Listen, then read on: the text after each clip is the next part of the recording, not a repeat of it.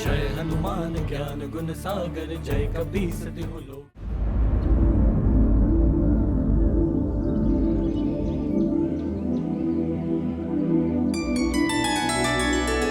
संतान प्राप्ति अस्तु। हम जानना चाहते हैं कि हमें यह सौभाग्य कब प्राप्त होगा। भगवान भोले शंकर को प्रसन्न करने के लिए अंजना को 12 वर्षों तक कठिन तपस्या करनी होगी।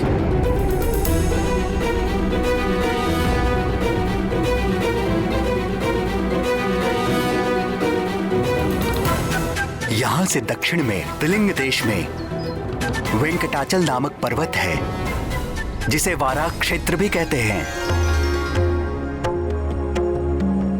भगवान श्री विष्णु के तीसरे अवतार श्री आदि वाराह ने पृथ्वी का उद्धार करने के पश्चात उसी स्थान को अपना सतत निवास स्थान चुन लिया था।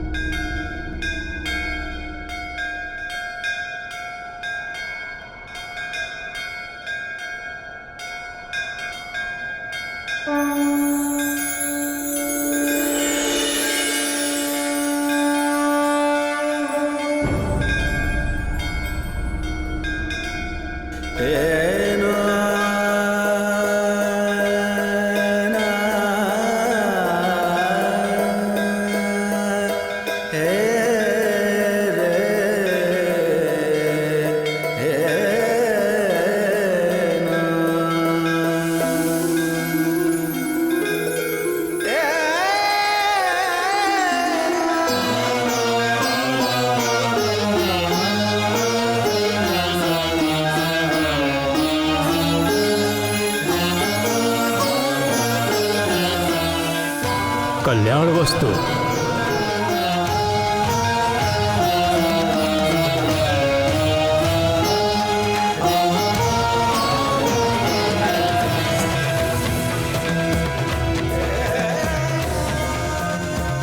उसके उपरांत आकाश गंगा तीर्थ में स्नान करके तपस्या आरंभ करना। भगवान उमाकांत अवश्य कल्याण करेंगे।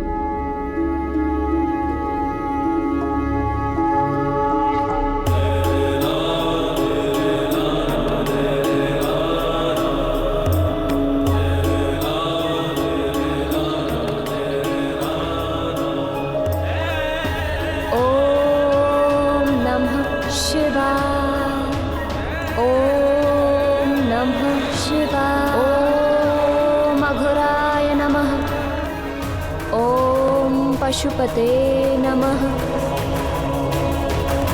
ओम नमः शिवाय। ओम नमः शिवाय।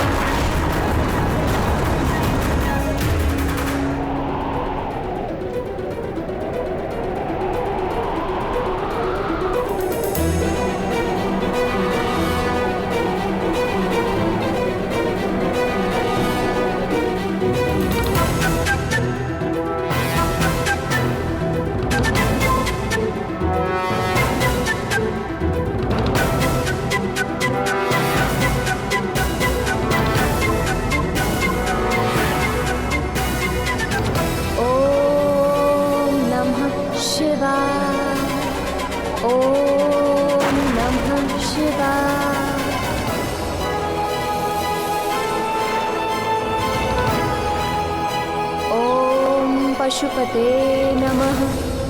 इसी प्रकार कठोर तप करते हुए 12 वर्ष व्यतीत हो गए। अंजना की इस घोर तपस्या को देख देखकर करुणामयी जगत जननी भगवती पार्वती का हृदय निरंतर पसीजता रहा, किंतु कैलाशपति भगवान आशुतोष अपनी समाधि से बाहर आने का कोई संकेत तक नहीं दे रहे थे। अंततः सत्व मूर्ति शैलपुत्री का धैर्य छूटने लगा।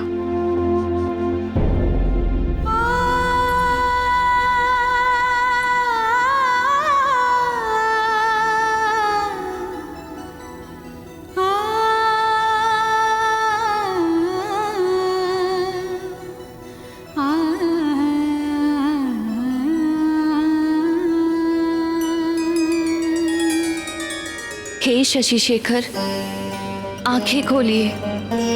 अंजना के तप से समस्त लोग कंपित हो उठे हैं। हे दीनानाथ, आप तो आशुतोष हैं, अपने भक्तों पर शीघ्र प्रसन्न हो जाते हैं। फिर अंजना के घोर तपस्या को तो 12 वर्ष बीत चुके हैं प्रभु, आप कब प्रसन्न होंगे? उस दीन के प्राण संकट में है दीनबंधु, दया कीजिए। आपके अंश का अवतार काल भी निकट आ पहुंचा है। आंखें खोलिए स्वामी और उसे उसकी तपस्या का फल दीजिए। आंखें खोलिए स्वामी और उसे उसकी तपस्या का फल दीजिए।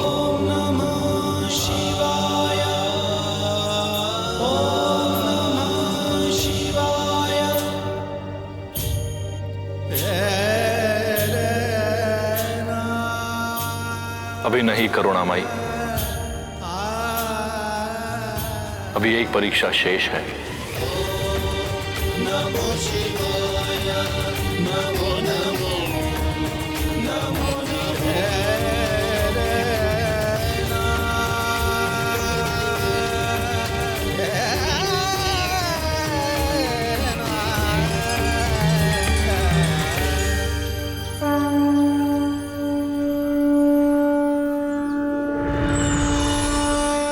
अंजना, तुम्हारा कल्याण हो पुत्री। तुम्हारी तपस्या पूर्ण हुई। आंखें खोलो पुत्री।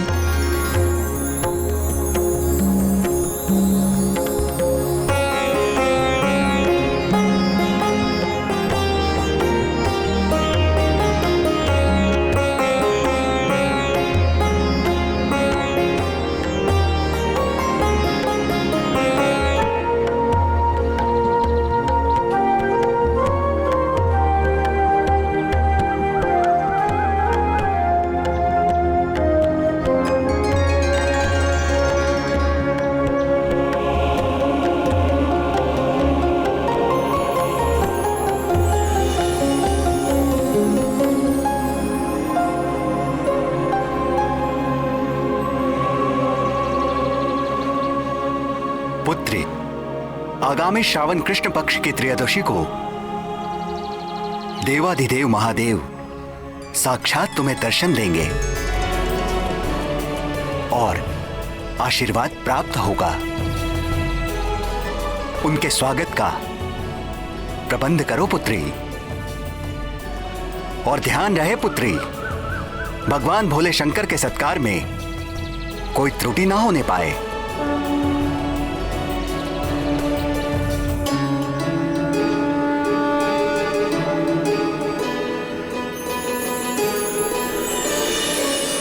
जब ब्रह्मा जी की 100 दिव्य वर्षों की आयु पूर्ण हो जाती है तो मैं प्रलयकालीन संवर्तक सूर्य बनकर अपनी प्रचंड किरणों से समुद्र, पृथ्वी और प्राणियों के शरीर से सारा जल सोख लेता हूं। जब समस्त ब्रह्मांड दहकने लगता है तो मैं ही प्रलयकालीन मेघ के रूप में सहस्रों वर्षों तक मोटी मोटी धाराओं से इस समस्त ब्रह्मांड को जलमग्न कर देता हूं।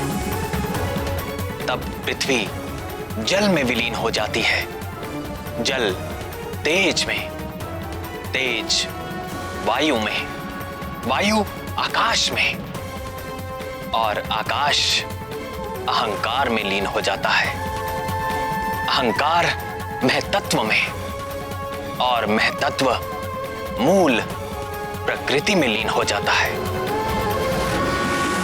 उस अवस्था में जब समस्त जीवों और देवताओं के साथ वेद और ब्रह्मा भी मुझ में समा चुके होते हैं, तो इस सृष्टि का उस प्राकृत प्रलय में लोप हो जाता है। फिर नवीन सृष्टि का समय आने पर मैं समस्त सृष्टि के तत्वों व उनकी एकता के द्वारा एक विराट शरीर की रचना करता हूं। उसी विराट शरीर की नाभि से नवीन ब्रह्मा प्रकट होते हैं।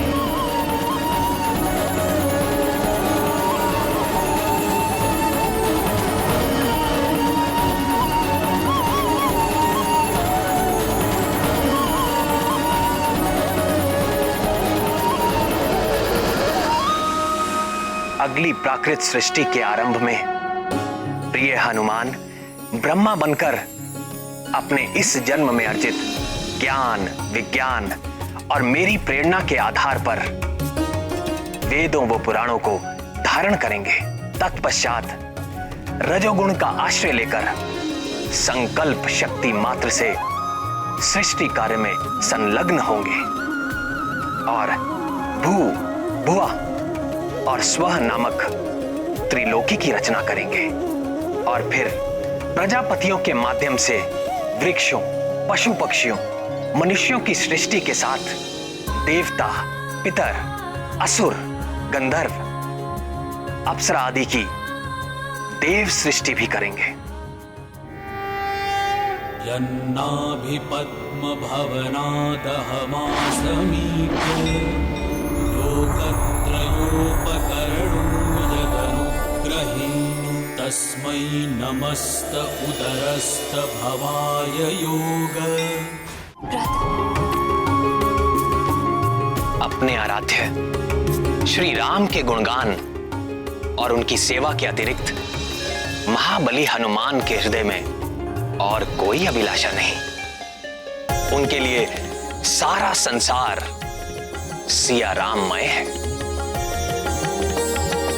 वो चुटकी बजाकर अपने प्रभु की उबासी दूर भगाएं या ब्रह्मा होकर सृष्टि करें, सब कुछ उनके लिए राम काज ही है। नैव मे दृशमनुस्पृशत्स्तभवाय योग निद्रावसान विकसन्नलिनेक्षणाय सोऽयं समस्त जगतां सुहृदेकयात्मा सत्त्वेन यन्मृळयते भगवान् भगेन।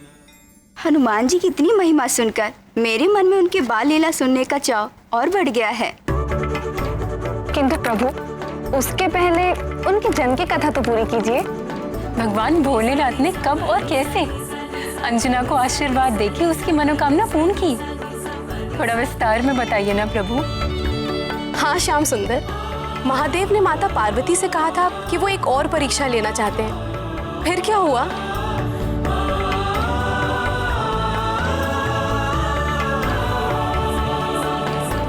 अंजना और केसरी को कहां यह ज्ञात था? वो तो भगवान नंदीश्वर के स्वागत का आयोजन कर उनकी प्रतीक्षा कर रहे थे। अंततः श्रावण कृष्ण पक्ष की त्रयोदशी का मंगलकारी दिन आ ही गया।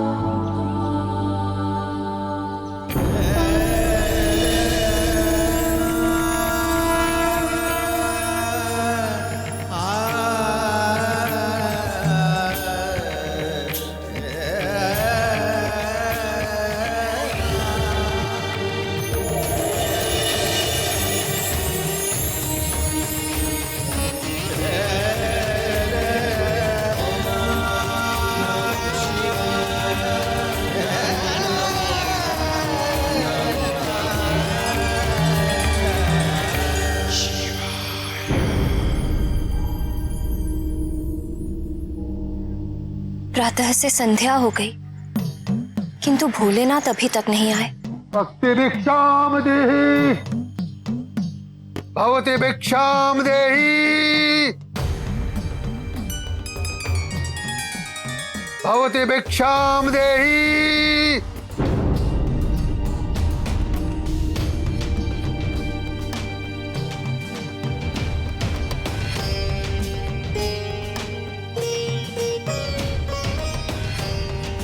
भवति भिक्षाम देहि।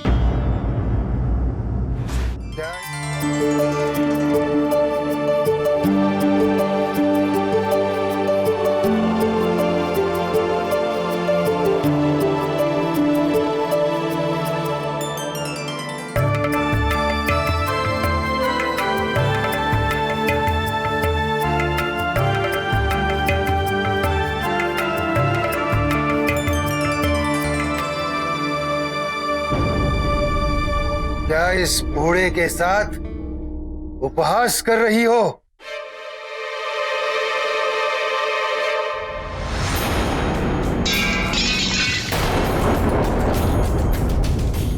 तेरे आधे दांत टूट चुके हैं, आधे दांत सड़ चुके हैं। मुझे रसीले पकवान खिलाओ। रसीले पकवान? ऐसे अनजान बनने का नाटक मत करो।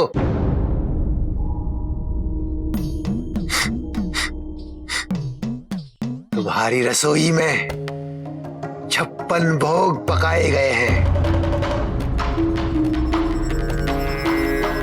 और मैं बड़ी दूर से तुम्हारी उस सुगंध के पीछे यहां तक चला आया हूं।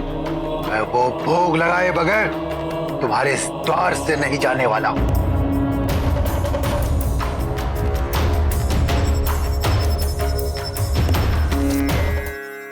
क्षमा करें बाबा, आज हमारे घर में एक विशेष अतिथि आने वाले हैं और ये सारा आयोजन उनके स्वागत के लिए किया है। तुम कह रहे हो कि मैं अतिथि नहीं हूं?